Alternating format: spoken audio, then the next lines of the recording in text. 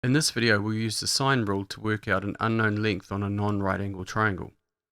So the sine rule is at the top of the page here, and so we need to work out how we can substitute in for a and b into this formula.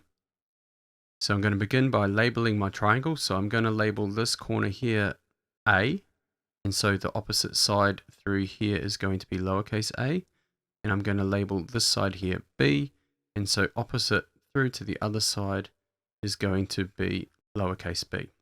So now I'm going to put these values into the sine rule formula. So x is going to be side A, my unknown side, and that's going to be over its opposite angle there, which is 58 degrees. And that is equal to 12, the other known side, over sine 40.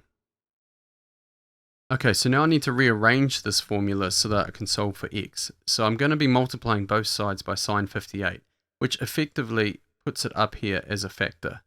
So x is going to be equal to 12 times sine 58, and that's all going to be divided by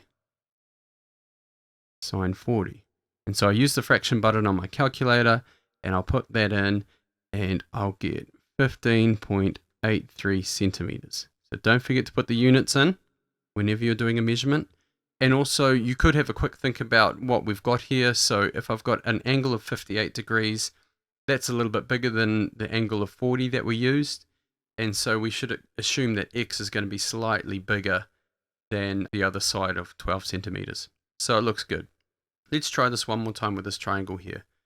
So first of all, let's have a quick look. Can I use the sine rule? Well, I have an angle opposite the unknown that I need to find, and I also have another pair of opposites here that I can use. So yes, I can use the sine rule.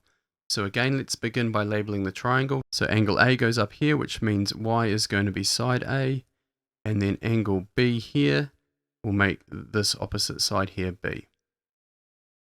So in the equation, y is going to be over sine 30, and that is going to be equal to 15 over sine 70.